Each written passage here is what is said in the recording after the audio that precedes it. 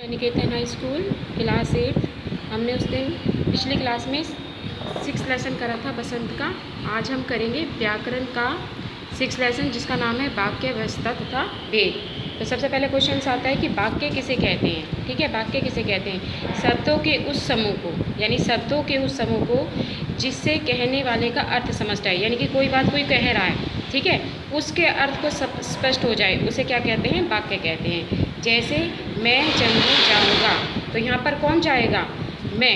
इसने कहा है कि मैं जम्मू जाऊंगा, तो ये वाक्य पूरा हो जाता है। तो इसमें क्या है? इसमें जो कहने वाला है, यानी कि मैं हूँ, मैं कहने वाला है, तो उसके वाक्य का पूरा अर्थ समझ में आ रहा है, तो इसको क्या कहते हैं? वाक्य कहते हैं। समझ में आया? दूसरा क्वेश्चन होता है कि वाक्य के कितने खंड होते हैं? वाक्य के 2 खंड होते हैं। नंबर 1 उद्देश्य, नंबर 2 विधेय। उद्देश्य जिसके विषय में कुछ विधान किया जाता है, उस शब्द को क्या कहते हैं? उद्देश्य कहते हैं। यानी कि जिसके विषय में कुछ विधान किया जाए, उस शब्द को क्या कहते हैं? उद्देश्य कहते हैं। जैसे रमा अपने पिता के साथ गई, ठीक है, तो कौन गई है अपने पिता के साथ? रमा। तो यहाँ पर कौन गई है? रमा। तो यहाँ पर जो है ये है हमारा जो है उद्देश्य है कि कौन किसके साथ गई है? रमा पिता के साथ गई है। दूसरा आता है विधेय। उद्देश्य के संबंध में कुछ बताने या विधान करने वाले शब्द को क्या कहते हैं? विधेय। यानी उद्देश्य के संबंध में कुछ बताने वाले या विधान करने वाले शब्द को क्या कहते हैं? विधेय कहते हैं। जैसे ऊपर के वाक्य में पिता के साथ गई, पिता के साथ गई, ये क्या था? विधेय था। ठीक है।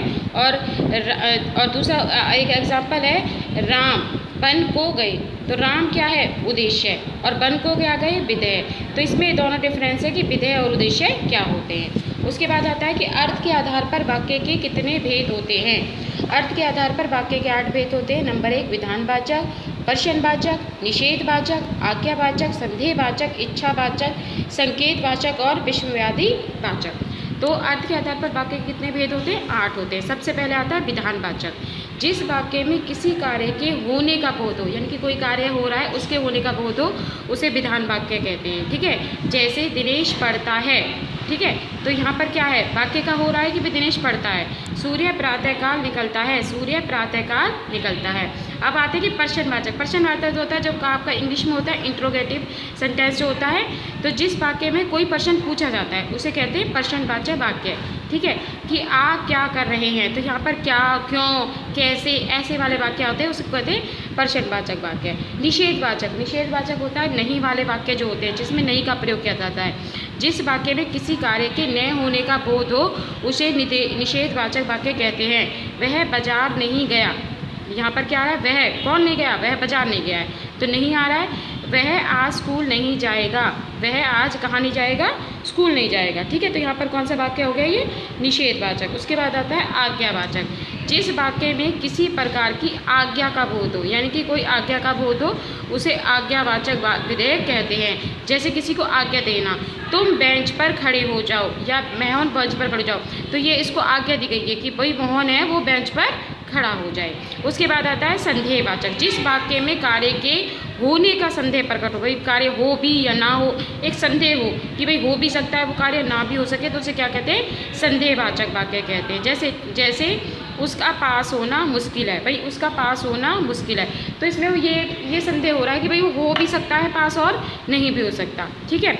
वह शायद ही स्कूल आए, तो इसमें भी क्या है कि वो आ भी सकता है स्कूल और ना भी आए, तो जहाँ पर संदेहवाचक होता है उसे संदेहवाचक कहते हैं। ठीक है। उसके बाद आता है इच्छावाचक। जिस वाक्य से इच्छा, आशीर्वाद, शुभकामना का भाव व्यक्त हो, ठीक है, जहाँ पर इच्छा की गई हो किसी भावना की हो, या किसी के साथ शुभकामना या आशीर्वाद दिया हो, तो वहाँ पर आता है इच्छावाचक वाक्य। समझ आ गया? ईश्वर करे आप परीक्षा में सफल हो जाएं, तो यहाँ पर क्या है? शुभकामना दी गई है कि ईश्वर करे कि आप परीक्षा में सफल हो जाएं। ठीक है। उसके बाद आता है संकेतवाचक। क्या आता है? संकेतवाचक। जिस वाक्य में एक बात के पूरे होने के पर दूसरे बात पर निर्भर करता है, यानी कि भाई एक वाक्य की एक बात होने पर दूसरी बात पर होने का निर्भर होता है, उसे क्या कहते हैं? संकेतवाचक कहते हैं।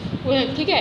यदि गाड़ी समय पर आई तो हम उस घर ले जाऊंगा, मैं उसे घर ले जाऊंगा। ठीक है, तो यहाँ पर एक वाक्य के साथ दूसरे वाक्य के पर निर्भर है कि भाई अगर गाड़ी आएगी तो मैं उसे घर लेकर जाऊंगा। ठीक है, तो यहाँ पर क्या है कि एक बात दूसरी वाक्य पर निर्भर किया जा रहा है। ठीक है। उसके बाद आता है विस्मयादि। नंबर 8 पर आता है विस्मयादि।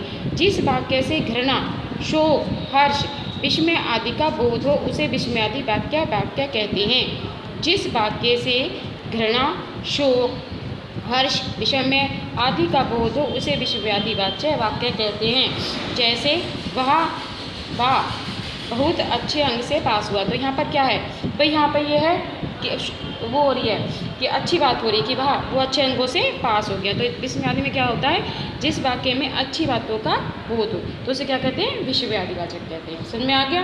तो अभी आज हम 3 ही क्वेश्चंस करेंगे। पहला क्वेश्चन आपने किया है वाक्य किसे कहते हैं, वाक्य के कितने खंड होते हैं, ठीक है। उसके बाद अर्थ के आधार पर वाक्य के कितने भेद होते हैं, 8 भेद होते हैं, इनको करेंगे।